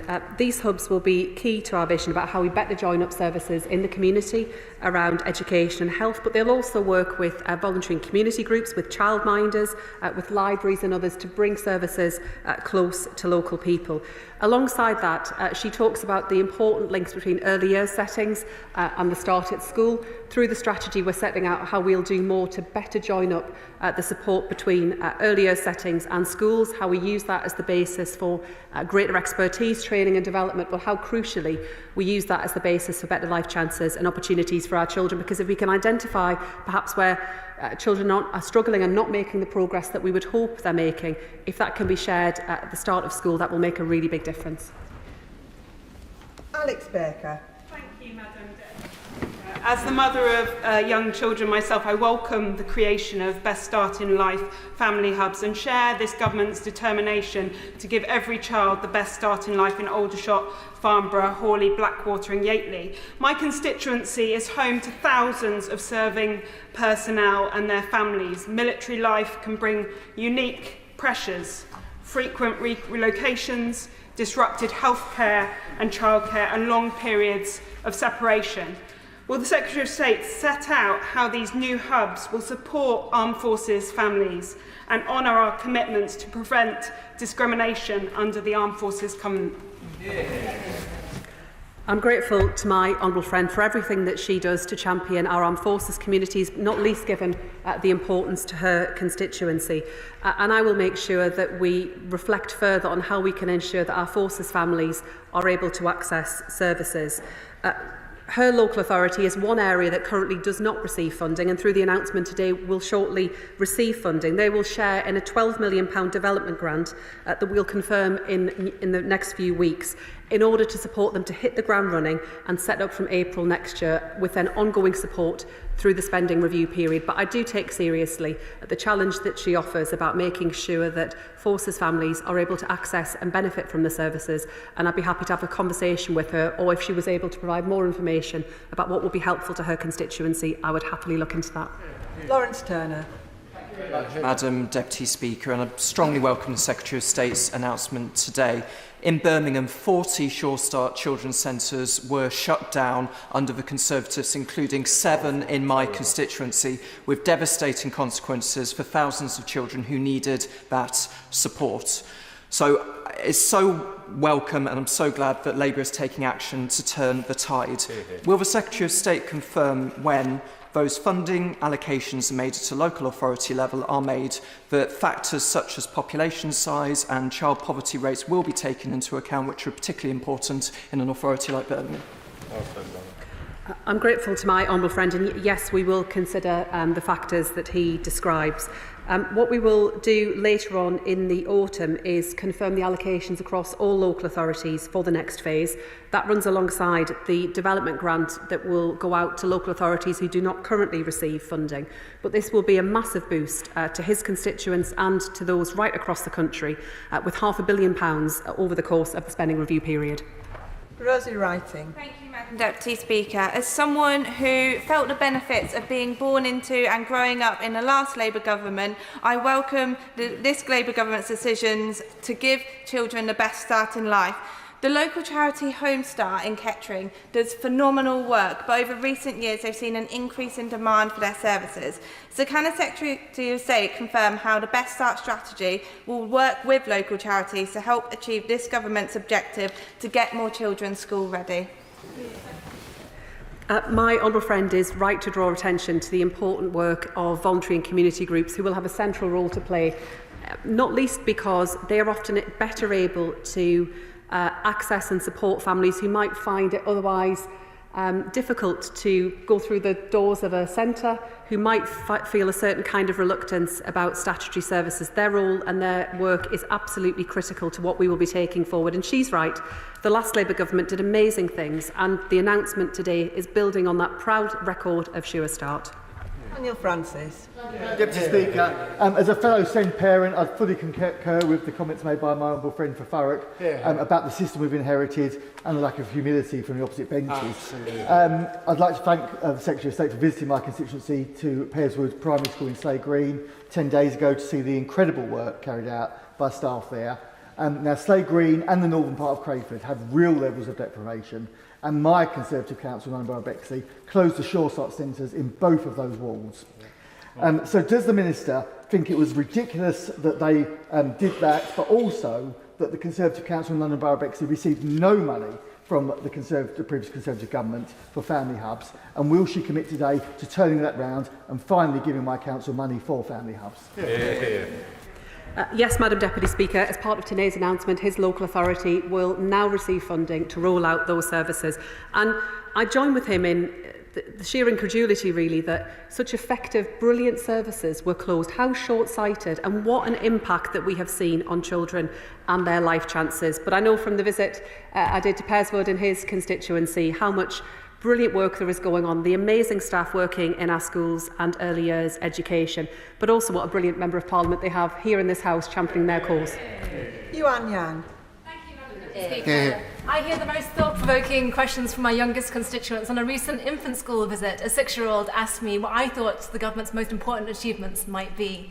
Today I'd like to tell her that our 2 local authorities of Wokingham and Reading Borough Council, which previously received no family hub funding, are now set to each receive a Best Start family hub, and that is one of the most important achievements a Labour government can make. The Institute for School Studies is clear about the evaluation and the economic long-term benefits. Will the Secretary of State ensure that economic evaluation is baked in so we can ensure these projects are funded for the long run? Absolutely, Madam Deputy Speaker. The impact in terms of children and their life chances is clear, but the work of the IFS that we've looked at very carefully is also clear about the wider economic benefits as well. And I am delighted that her constituents will now benefit from a Best Start family hub. And the reason that they will benefit, the reason the children in her community that she just mentioned will benefit, is because the people of her constituency sent her to this place and elected a Labour government. Josh Benton-Glynn. Deputy Speaker, the last government's decimation of Sure Start was nothing short of social vandalism, and that's why the paroxysms of outrage from the benches opposite felt like an arsonist complaining that the fire service hadn't put the fire out quickly enough. So that's why I welcome these moves by this government and this policy, because the family hubs will make a real difference. But can my honourable friend tell me how constituencies like mine in Calder Valley, which are defined by towns and somewhat ropey local transport, will get the full benefit of these family hubs in the same way that urban areas will too?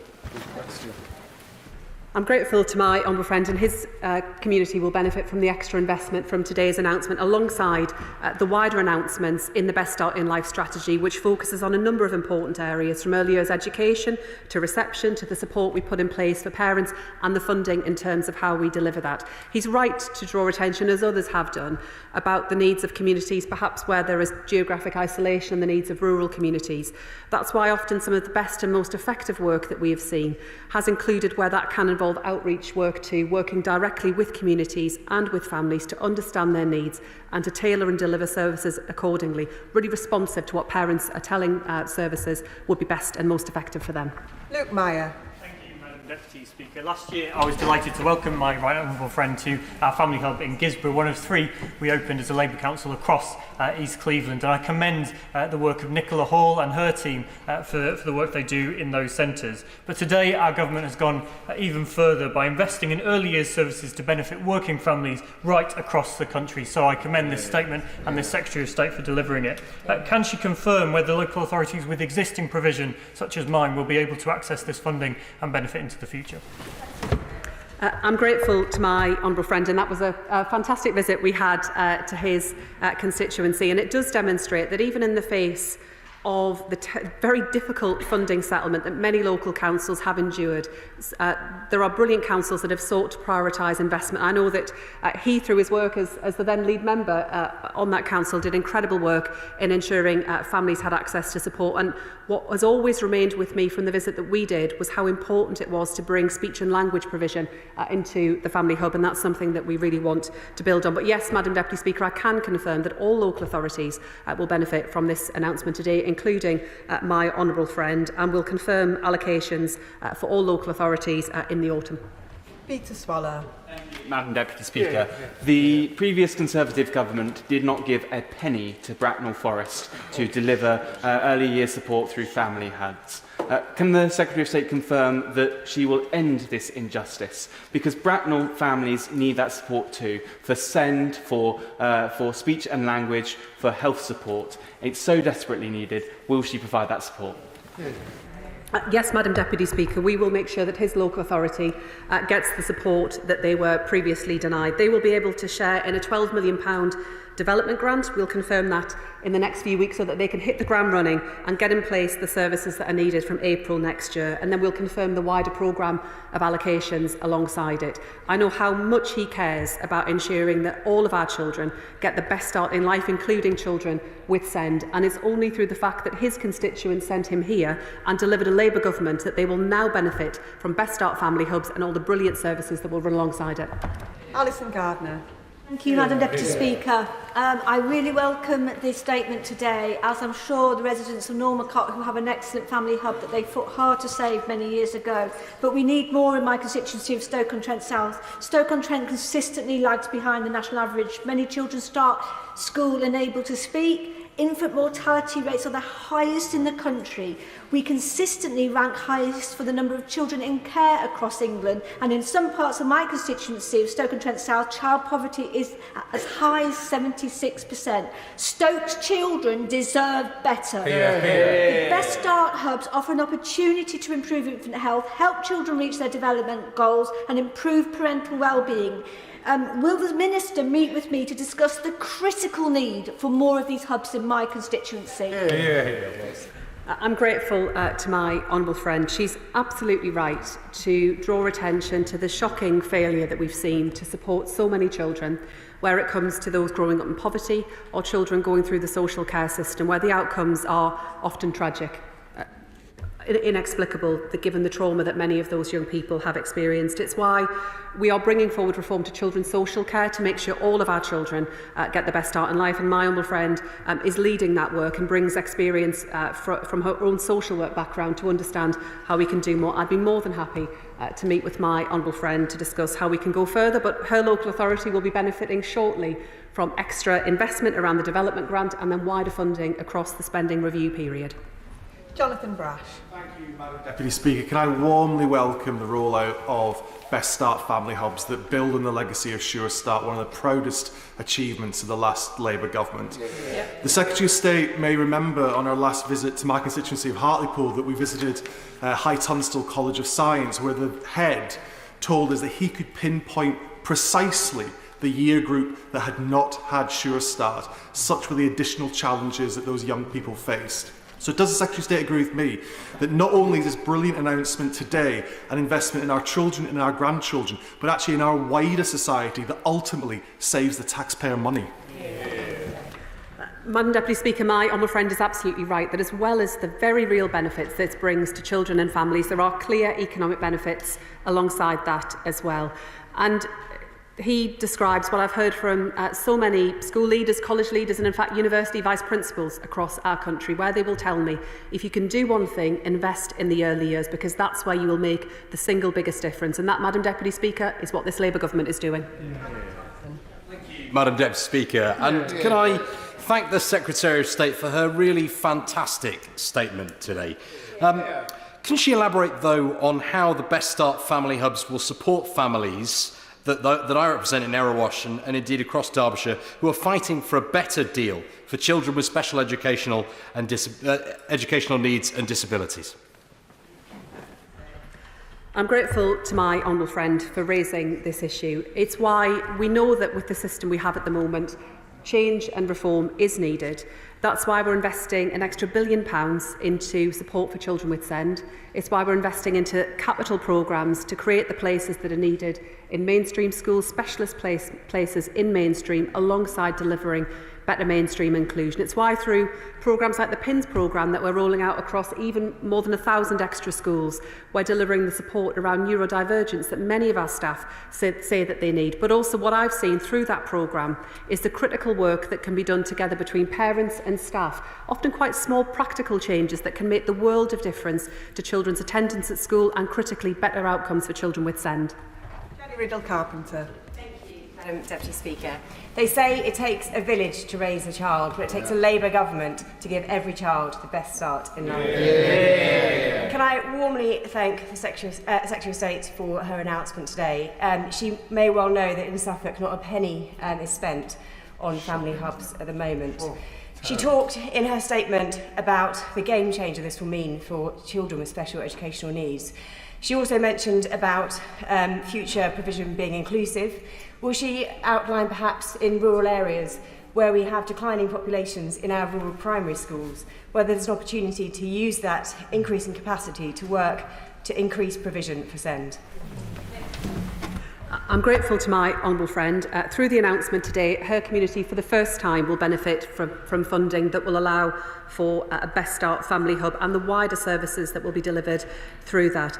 She's right to identify that whilst the falling birth rate, including in her own community, presents a challenge, it does also allow us to think about how we can use the schools estate to better deliver support for children.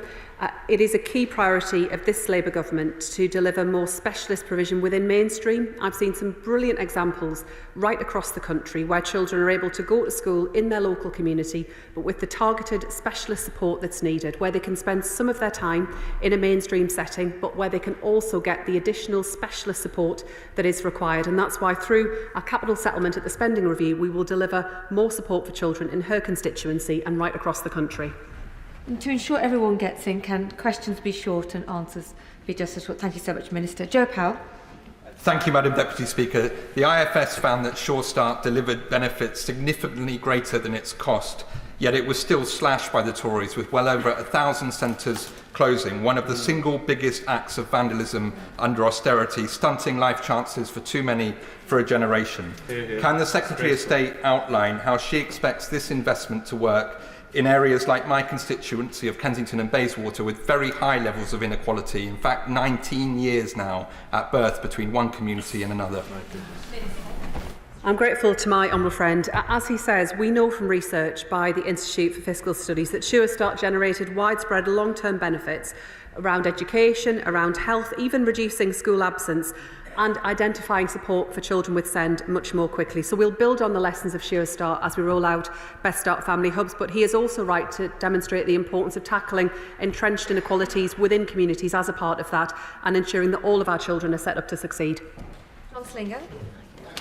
Speaker, I warmly welcome my right honourable friend's statement, which, although new and fit for the modern age, harks back to an era when, of course, there were great bands in their infancy, but there was also a Labour government investing in our young people in their infancy. And back at that time, I attended the Dads Club at the Sure Start Centre in Rugby every Saturday morning, and there were dads from all backgrounds, and we benefited from the advice and from the camaraderie that came of those meetings, and it helped us become better dads. So does my right honourable friend agree that the Best Start Family Centre system will indeed help dads and all parents to become better parents, and that will really help with life outcomes for our young people? I agree with my honourable friend, and I'm pleased to hear about his experiences. It is important that services delivered through Best Start Family Hubs do respond to the needs of mums, dads and carers alike. And the example that he gives, I think, demonstrates the importance of listening to parents in terms of what they want to see. But through the announcement today, his local authority area will now benefit from extra investment in order to get up and running next year and then on an ongoing basis as well. And that shows once again the difference that a Labour government is bringing to his community. Dr. Peter Phillipson. Thank you, Madam Deputy Speaker. May I congratulate the Secretary of State. Her measures will certainly give every child the best start in life. And Best Start is actually one of her many best ideas. But we have a crisis of basic nutrition. Children who are obese while malnourished and who have decayed teeth. Does she agree with me that Best Start will go far to address these issues? My honourable friend, particularly given his expertise, is right to draw attention to the important links between education and health.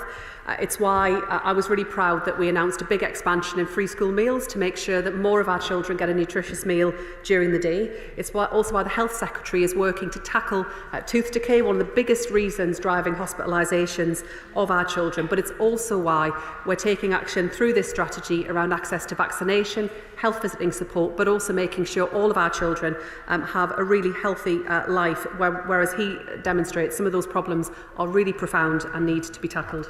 Mayor Ellis. Thank you, Madam Deputy Speaker. As the chair of the APPG for Babies, the most common refrain I hear is bring back Sure Starts. And while I commend the Right Honourable Lady for focusing on learning from the past and looking to the future, can I thank her for showing the best of the Labour Party today by starting to restore that Sure Start legacy. Many of my constituents and service providers in Ribble Valley tell me that the hardest thing about being a parent or supporting parents is a lack of consistent information or places to go to for support. So does the Minister agree with me that it's been deeply confusing over the past few years for those people living in the 65 local authorities where crucial services and family hubs have not been funded, and will the Labour government end that injustice? Madam Deputy Speaker, through the announcement today, her local authority will now benefit from funding to make that a reality. But she's also right to say that even where services are available, it can be confusing for parents to know where to go to access high-quality, trusted advice. And that's why the digital offer that we're developing with NHS colleagues will make sure that all parents, regardless of where they are, regardless of whether they're able to travel or other family circumstances, are able to see good quality information alongside that too. Deputy Speaker, I really welcome the fact that for the first time Central Bedfordshire is getting funding for a Best Start Family Hub.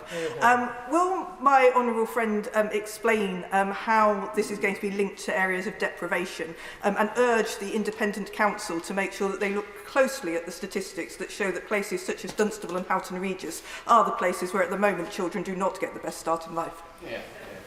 I'm grateful to my honourable friend. She's right that her local authority will now benefit from the funding that's being announced today. They'll share in a £12 million development grant, but further funding will follow alongside that. So we'll support them to get up and running, but then make sure they've got the services that they need to. But this will have a real focus on disadvantaged children whilst being available and accessible to all parents, and the guidance we issue to local authorities will reflect that. Madam Deputy Speaker, can I welcome this government's commitment to the early years, because we all know that investment in early years has a profound impact not just on the lives of children but on communities like mine in Croydon East. So does she agree with me that 1 in 3 low-income families currently not having access to a local children's centre or family hub should be a great source of shame for the members opposite? And can she outline how today's announcement will help to fix the failure of the previous government and give all of our children the best start in life? Madam Deputy Speaker, our announcement today is about making sure that more parents and more children are able to access high-quality parenting, healthcare and education services. The investment that we're putting in, £500 million over the spending review period, will allow us to reach 500,000 more children, including in her community and in constituencies right across the country. Speaker, as a mother of 2, I saw the decline in children's services under the last government. I saw it in real time, so I really welcome this statement, particularly the identification and intervention for SEND kids. But can the Secretary of State tell me how this announcement changes the funding in my area of Morecambe and Lunesdale for those vital children's services? I'm grateful to my honourable friend. What I'm announcing today means that local authorities who don't currently receive funding, including her own local authority, will receive funding, a share of a development grant to make sure they can get up and running from next April. And in the autumn, we'll also confirm allocations across all local authorities for the next phase. And we want to make sure that disadvantaged children and families are able to access services, and we'll make sure that local authorities have the clear direction to make that a reality. Laura Kurtzsmith. May I join others in welcoming hugely this announcement today. I'll get straight on the case with Buckinghamshire Council and urge them to prioritise Aylesbury for a Best Start Family Hub, given that we have the highest levels of deprivation in our county. I've been campaigning for better understanding and support for maternal mental health, and many new mums tell me that what they really need in their community is somewhere where they can go for advice and for company. Does the Secretary of State agree that this should be a real benefit to those parents who are struggling with their mental health? Yes, Madam Deputy Speaker, and I'm delighted that her local authority and her community will be able to benefit from today's announcement. She's right that access to maternal health care, mental health care in particular for new mums is really important. It can be a very lonely and isolating experience, and being able to chat to other parents, being able to access support in a supportive environment is incredibly important. And what we're announcing today will support more parents like those she's just described, more mothers, to get the important access to early support, also to prevent problems from becoming more serious. Thank you, Madam Deputy Speaker. A few weeks ago, I visited Lethwich Primary School and met with a fantastic head teacher, Claire Harrison, and her team. The one thing Claire wanted to get across to me was how much the job has changed over the last decade. The dismantling of early help and prevention services has meant that teachers and head teachers are spending more time essentially being the parents of last resort rather than undertaking their core function of educating children. It shouldn't be this way, and we should be clear that dismantling Sure Start was an act of utter vandalism by the previous government. It's fantastic that Cheshire West and Chester will benefit from the new money for Best Start, building on what Sure Start did best. Does she agree with me that it's ridiculous that Cheshire West were ever put in a position where there was no money to fund these vital services?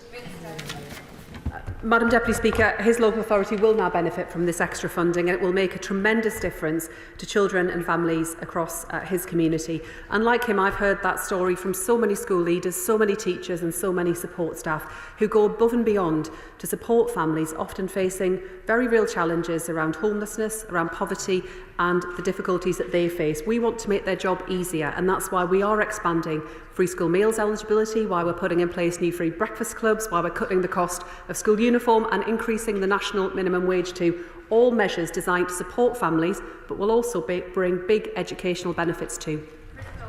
Thank you, Madam Deputy Speaker. 12 months ago, the Prime Minister gave his final campaign speech of the campaign in Redditch, in a Sure Start centre abandoned by the last government, in an economically deprived area of my town, forgotten by the last government, in a county that didn't receive a single penny of funding for any family hubs in 14 years.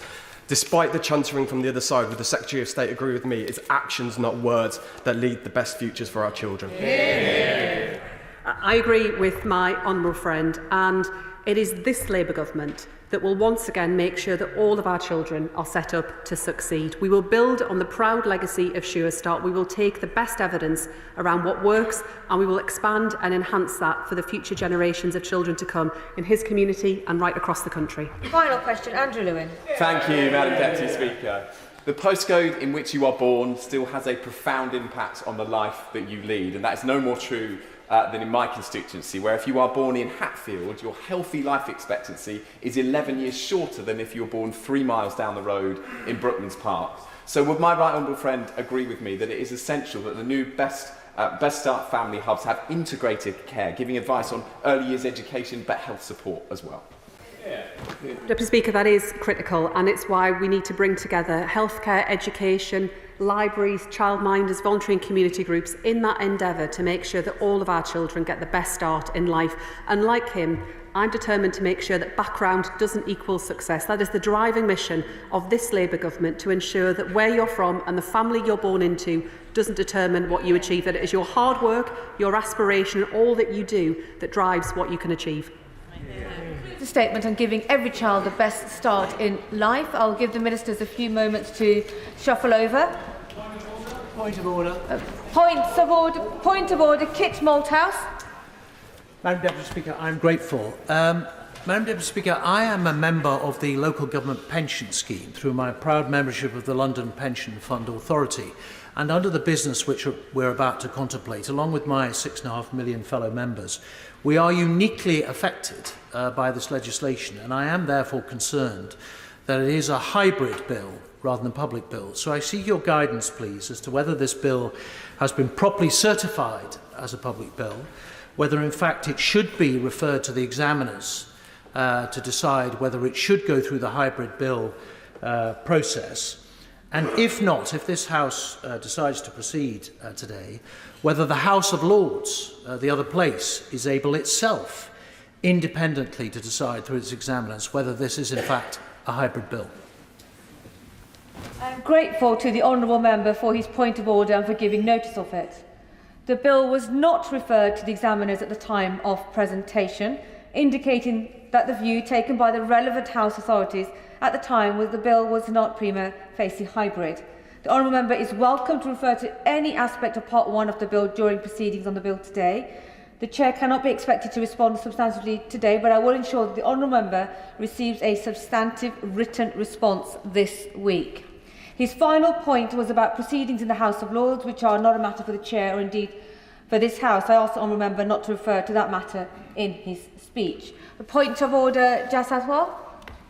Thank you, Madam Deputy Speaker. Members of this House have been visiting my constituency. The member for Newark visited on the 1st of May, and I saw the social media posts of a raid. The member for Islington North visited my constituency on the 4th of July. Again, I saw that in social media posts. I understand that Ilford South is the centre of the universe, and any wannabe party leader, political party leader, would want to visit Ilford South. But the discursive courtesy that they've shown the rules of this House in not informing me, I seek your guidance, Madam Deputy Speaker. Thank the honourable gentleman for notice of his point of order. Can I confirm that he has given notice to the honourable members concerned? No doubt they'll be aware after this. The booklet on the rules of behaviour and courtesies in the House is entirely clear. Notice must be given when a member intends to visit another colleague's constituency, except for purely private purposes. And he has indeed put on record that his constituency is the centre of the universe. I now come on to presentations of bill. Presentation of bill. Tim Farron. Water Regulation Bill. Second reading what day? Friday the 12th of September. Friday the 12th of September.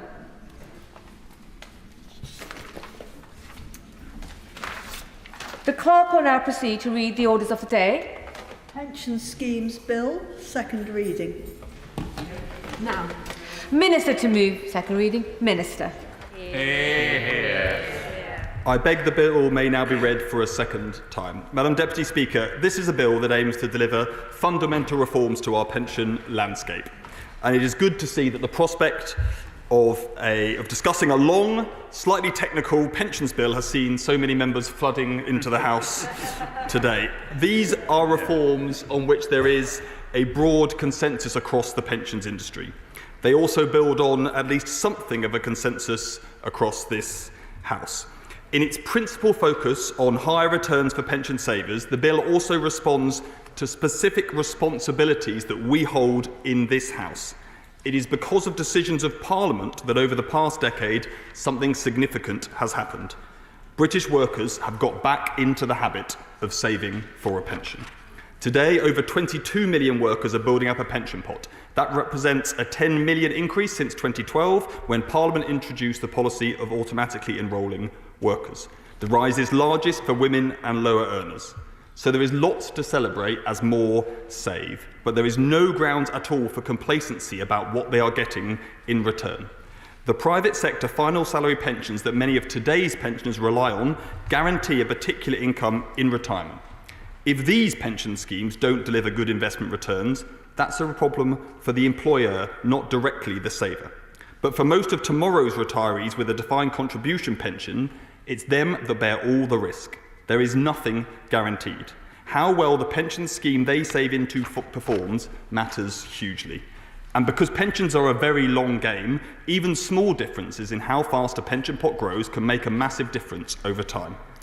Madam Deputy Speaker, this is the system this House has chosen, so the onus is on us to ensure that it delivers. But the pension system we have today is too fragmented. Too rarely does it ensure people's savings are working hard enough to support them in retirement, and it is too disconnected from the UK economy. That is the case for change and the context for this bill. Now, the UK has the second largest pension system in the world, worth £2 trillion. It is our largest source of domestic capital, underpinning not just the retirement we all look forward to, or at least most of us look forward to, but the investment on which our future prosperity depends. But our big pension system has far too few big pension schemes. There are approaching 1,000 defined contribution schemes and less than 10 providers who currently have 25 billion or more in assets.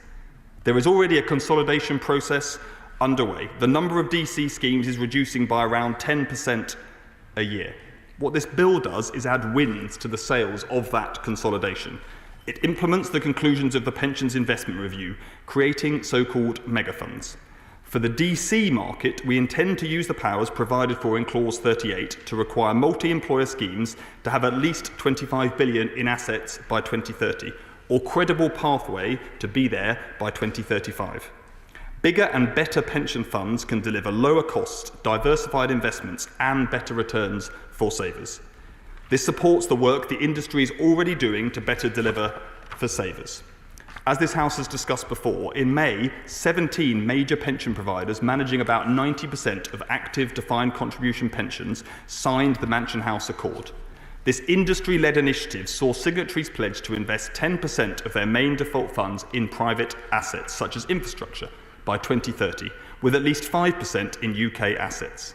This investment could support better outcome for pension savers and back clean energy developments or fast-growing businesses. To support this industry-led change, the bill includes a reserve power that would allow the government to require larger auto-enrolment schemes to invest a set percentage into these wider asset classes. This reflects the reality that the industry has been calling for this shift for some time, but words have been slow to translate into actions. Of course. Madam Deputy Speaker, I draw the House's attention to the fact that I'm a trustee of the Parliamentary Contributory Pension Fund. This is absolutely the right direction of travel, to consolidate so that you get those pension funds have better experts, better able to advise. I still have a slight concern, though, about mandation.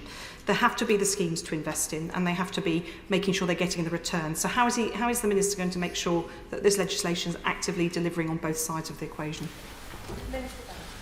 I thank my honourable friend for her question and for her oversight of all of our pensions. I think that is reassuring. But I will come directly on to. It is reassuring. It is reassuring. I will come. Sorry, I got there. I'll come directly on to the exact point she raises, because I know that is one question that members on all sides of this House will want to raise with us. But let me just say, when it comes to fiduciary duty, the legislation that we're putting before the House today absolutely explicitly recognises the duty of trustees towards their members. Now, as I was saying, we support this industry-led. Of course. I'm grateful to the Minister for giving way.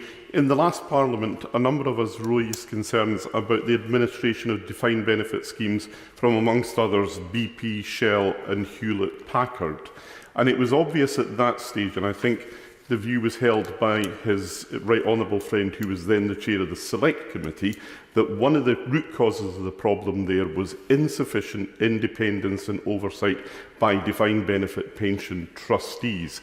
What is there in this bill that is going to protect the position of pensioners in their retirement in these schemes?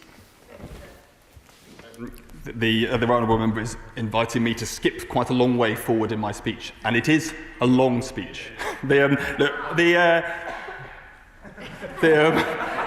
That's not the support I was hoping for from the chair. Understandable but harsh. I will come on to, I think, some of the points that he's raising in terms of, I think he's referring particularly to pre-1997 indexation, and I shall come on to that point in some time. As I said, the bill includes a reserve power that will allow the government to require larger auto-enrolment schemes to invest a set percentage into wider assets. As I say, it reflects the wider calls that have been made for this change but haven't led it to take place. Now, what pension providers are saying is that they face a collective action problem, where employers focus too narrowly on the lowest charges, not what matters most to savers, the highest returns. Now, I do not currently intend to use the power in this bill, but its existence gives clarity to the industry that this time change will actually come. Some argue, and I'll come on to some of the points made by my honourable friend earlier, that this somehow undermines the duty of pension providers to savers. This is simply wrong. First, the bill includes clear safeguards to prioritise savers' interests and is entirely consistent with the core principle of trustees' fiduciary duties. Clause 38 includes an explicit mechanism that I've discussed with all parties in this House, or sorry, I should say to the main three parties in this House, to allow providers to opt out if complying risks material detriment to savers. And second, and I think this is the key point that motivates a lot of this bill, savers are being let down by the status quo.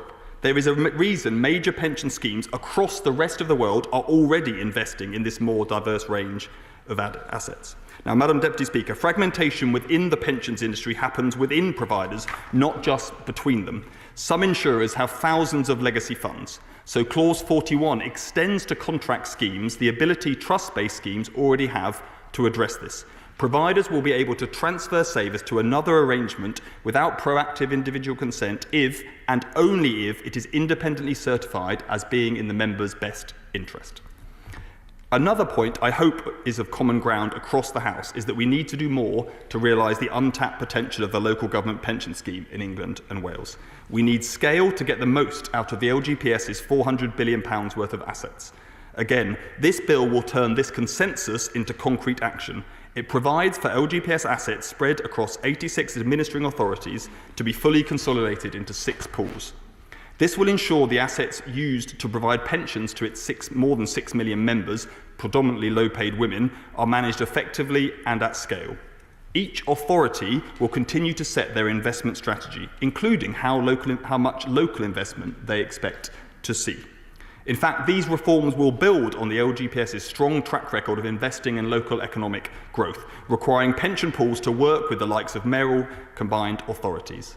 In time, bigger and more visible LGPS pools will help crowd in private pension funds and other institutional investors into growth assets across the country. Madam Deputy Speaker, our measures to build scale, support investment and deliver for savers. But the bill does more to ensure working people get the maximum bang for every buck saved. To reinforce the shift away from an excessively narrow focus on costs, Clause 5 provides for a new value for money framework. For the first time, we will require pension schemes to prove that they are value for money with standardised metrics. This will help savers more easily compare schemes, and it will drive schemes themselves to focus on the value that they deliver. For persistently poor performers, regulators will have the power to enforce consolidation. This will protect savers from getting stuck in poorly performing schemes, something that can knock thousands of pounds off their pension pots. We're also at last addressing the small pension pots issue. I was out door knocking in Swansea earlier this spring, and a woman in her mid-30s told me that something was really winding her up, and it wasn't me knocking on the door. Trying to keep track of small... It's a very unsupportive audience today. Trying to keep track of small amounts of pension savings that she had from old jobs, and the only thing that was worse was that her husband kept going on about it. There are now 13 million small pension pots holding £1,000 or less floating around. Another million are being added each year. This increases hassle, which is what she was complaining about, with over